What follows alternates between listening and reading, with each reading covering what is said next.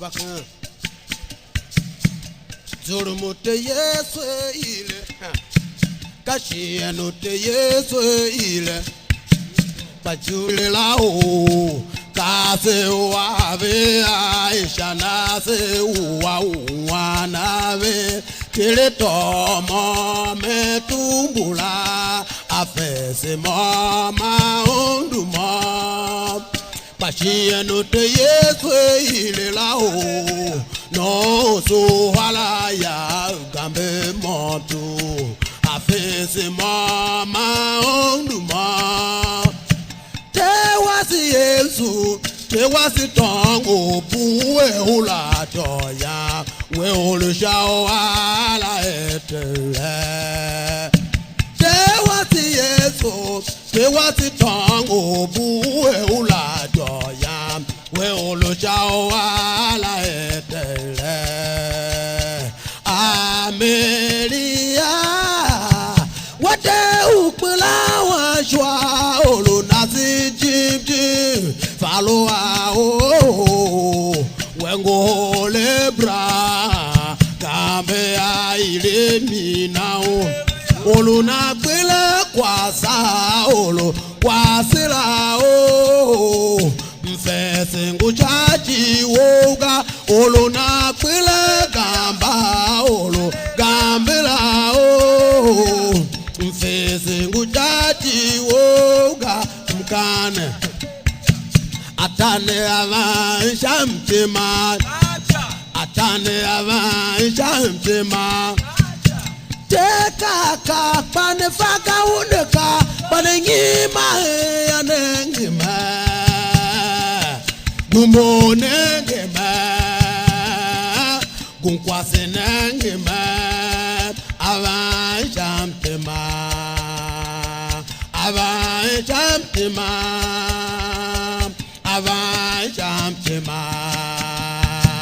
Avan chamtima Anzaka Jovita kalia Anzaka Jovita kalia lo Anzaka Jovita kalia Anzaka Jovita kalia lo Msonu kwa mom Ondu tele msonu kwa mom Dengi mimze mzabele mha Emtu hepto Mha vuru vuto Mha Inga yolo kue ondu telo Mamene Zemka keze ondu Na tato Tele ondu tele mene Zemka keze ondu Na mamene Zemka keze ondu Na tato Tele ondu tele mene Zemka keze ondu Na tato Bashima wa shakwane mtakase kila Bashima wa shakwane mtaono ukila Bashima wa shakwane mpava ulumale mpava ndane Akuleyo mazekila Lamsha modam Momdowe Ken yoli nyale kolombuwe Kwa kirita yoro Rapine melu yanyi Yo pine melu yanyi Ito pine melu yanyi Wanu yanyi Meyaga kameza ya shata dolo wo Meyaga kameza ya shata dolo Meyaga kameza ya shata dolo Meyaga kameza ya shata dolo Bolo Uma wako Yesu wa moja Oh no, oh wako Yesu bolo, uma wako Yesu wa moja. Oh no, oh wako Yesu wa moja. Tengo towe baenena, tongu nango no lo.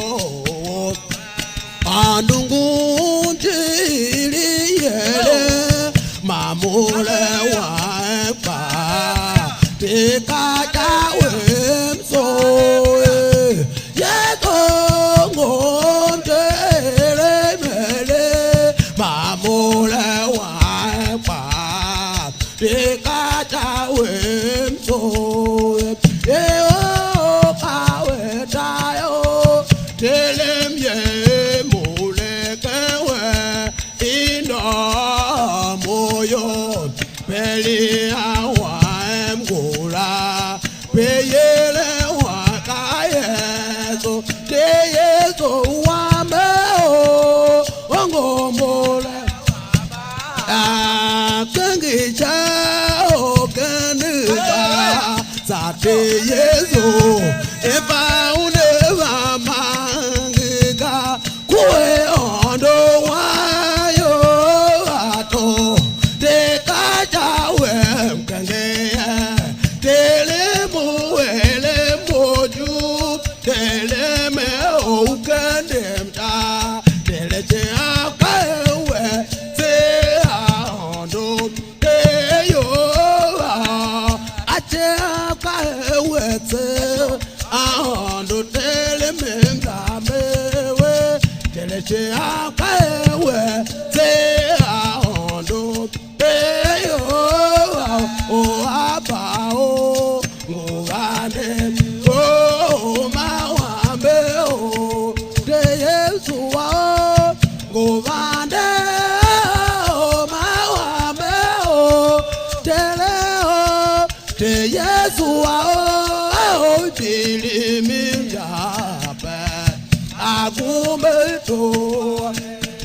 ya kwado mo Yesu wambo nguvane o mawambe o de Yesu wa nguvane o mawambe o de le de Yesu wa o de le minja pe agombe to ya kwado mo Yesu wa o ngane o ma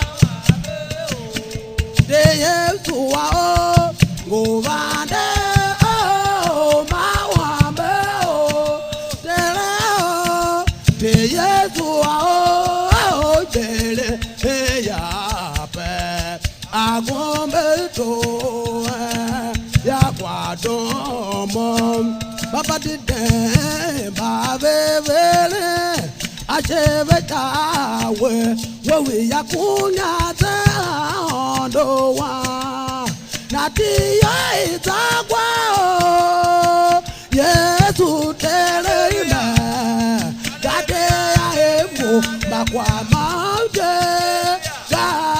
do wa Deongwa Bamse Elia yange ulo yo so aelenta yange tile jiji mitaki abeide neko jadala ki o ngwa nowe ke o to ya hallelujah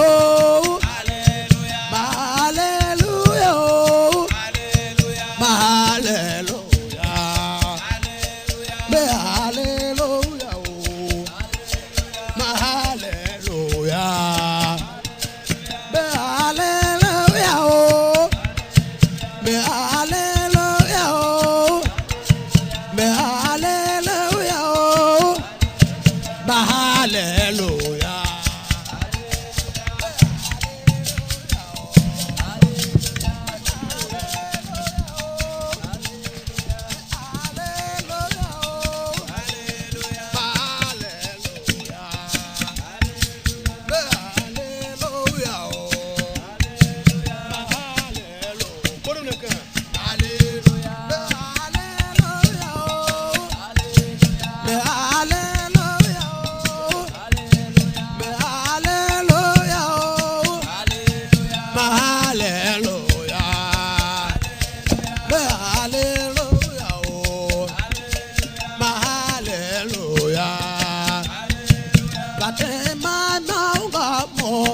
Yesu te lo te ma no ga mo da te ma o Yesu te le mo ba te ma no ga mo da ba Yesu te ma no ga mo da le o ba te lo te ma no ga mo Yesu te ba te ma no ga me se da le o ba te o Yesu te le o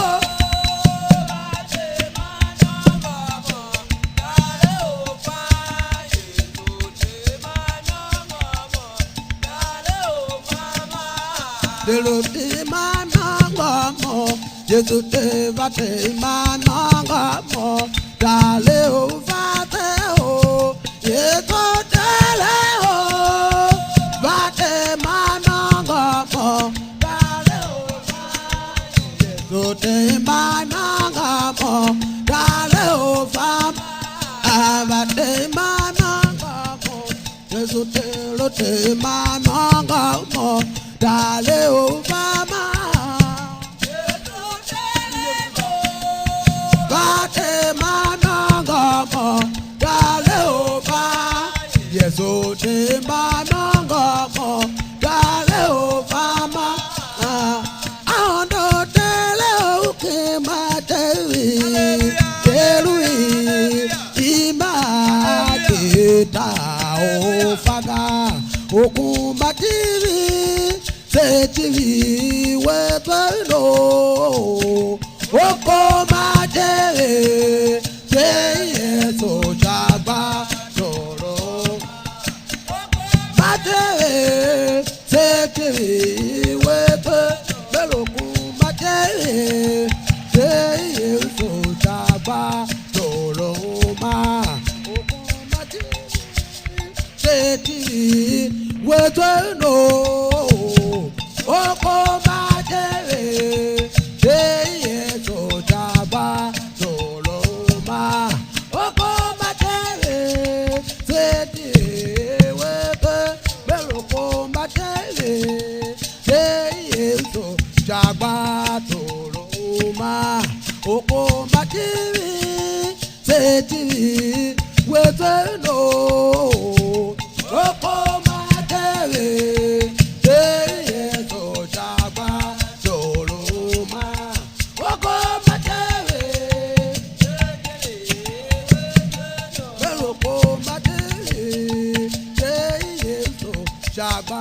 Shabatoloma, Komativi, Setivi, Wetano, Okomateri, Teyeso Shabatoloma, Okomateri, Teyeso Wetano, Ando Tele Okomateri, Terui, Ima. Kita o faga o komati se weze no o komati e so jaba doloma o komati se te melo komati e so jaba doloma Kombatiri se weze no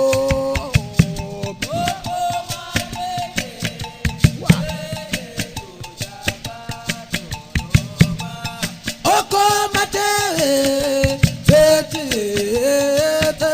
melo kombatiri se so jaba doloma Okomatiri se weze no oko matere teye so jaba doloma oko matere teye wete omengupe ne wayo Eliya ningilo ekwa nepa ohemba no mate David so te zakwe datila o me lupi teti ola o me ngupene wayo èrè yá nìgèrò ẹ̀pà nípa ẹ̀bà ọba ti dá yèso dé dàpẹ́ jáde rà omi olóògbé kúyè tó bá àtẹ̀wé kúyè tó bá àtẹ̀wé kúyè tó nà tẹ̀ ọ̀ma yèso dé kúlẹ̀ tó nà sẹ́kúlẹ̀ nẹ́nẹ́ kúlẹ̀ tẹ̀yà sẹ́tìrì ọ̀dẹ tìrì òyìn máa yèso kàdérò ànànẹ́ kúyè tó bá àtẹ̀wé kúyè tó bá àtẹ̀wé kúyè tó nà tẹ̀ ọ̀ma yèso dé kúlẹ̀ tó nà sẹ́kúlẹ̀ nẹ́nẹ́ kúlẹ̀ tẹ̀yà sẹ́tìrì ọ̀dẹ tìrì òyìn máa yèso kàdérò ànànẹ́ àtẹ̀rẹ́bà ó kò wá ní ó máa wà bẹ́ẹ̀ ó. De Yesu wa ó kò bá dé ó máa wà bẹ́ẹ̀ ó. Ṣẹlẹ̀ ó de Yesu wa ó ire mi yà bẹ́ẹ̀ àgọ́ mi tó wá ẹ̀ yàgbọ́ àdó ọmọ Yesu wa ó kò wá ní. De Yesu wa ó kò wá ní.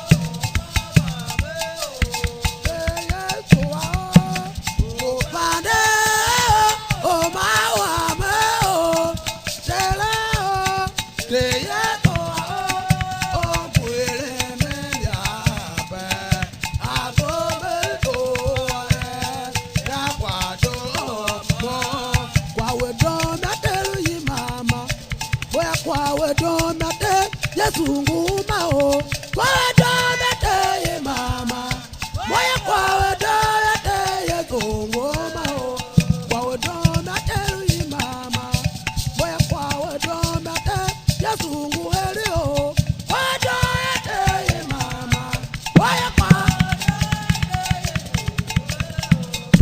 dona te ye mama, moya kwa dona te ye sunguma o.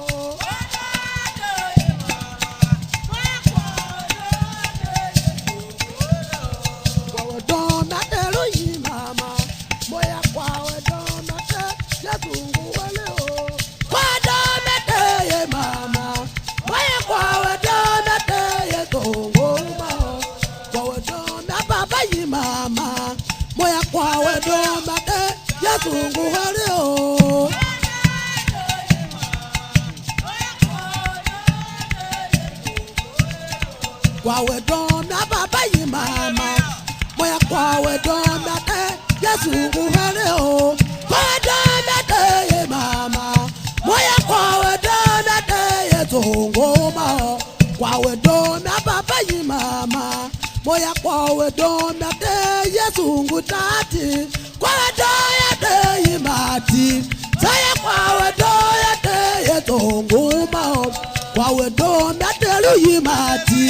Kẹ̀mí àkọ́ ẹ̀dán dàtẹ́ Jésù ń bu wẹ́lẹ́ o.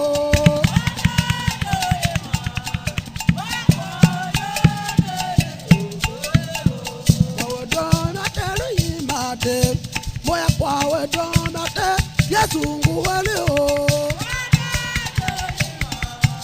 Bóyá kọ́ ẹ̀dán dàtẹ́ Jésù ń bu máa. Kọ́ ẹ̀dán dàtẹ́ lóyìn máa máa. Bóyá kọ́ ẹ̀dán dàtẹ́ Jésù ń bu wẹ́lẹ́ o.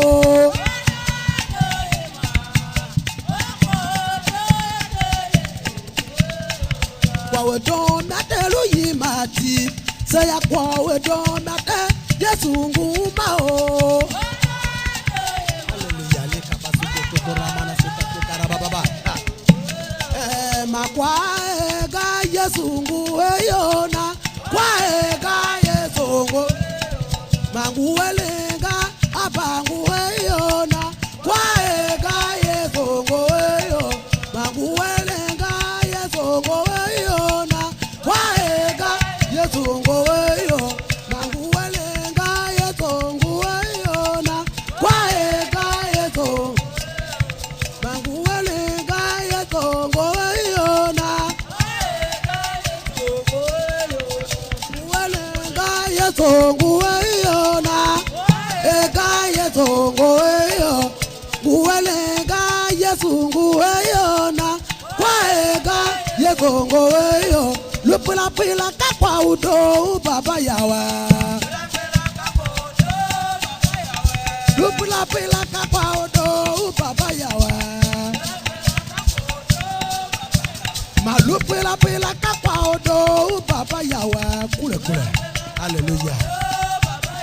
Magi maji magaya te magatele waba. Gemati magaya te magatele waba. Magi maji magaya te magatele waba. Ma ojo ye. Oluna pa jijingilo. Oji ye. Oluna po jijingilo. Ma ojo ye.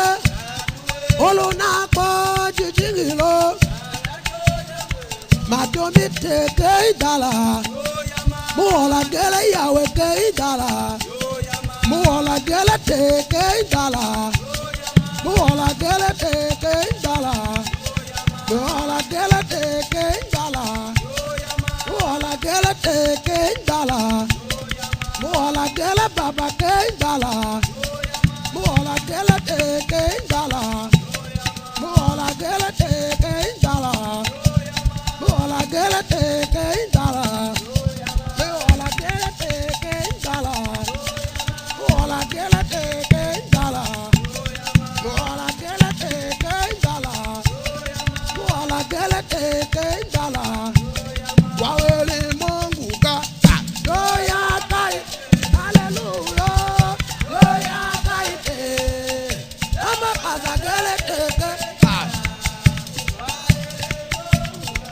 Agele baba ke idala.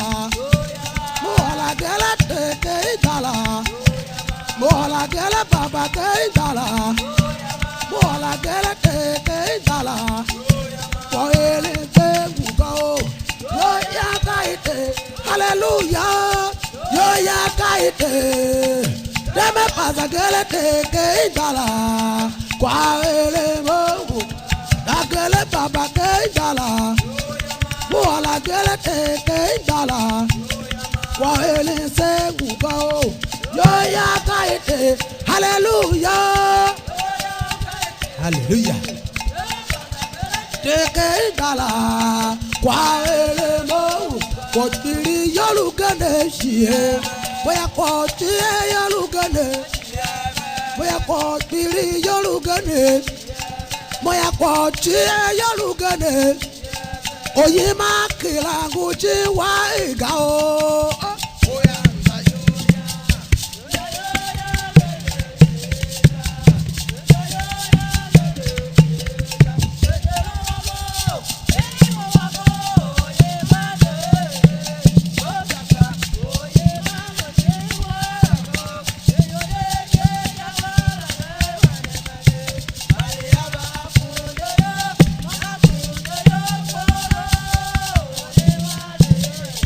Chiri yolugane.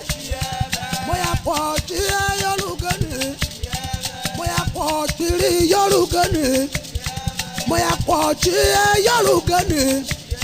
Oyima kilangu chiwa lagao. Oya mzayo. Mzayo ya nengetega. Petelu wambo. Filipu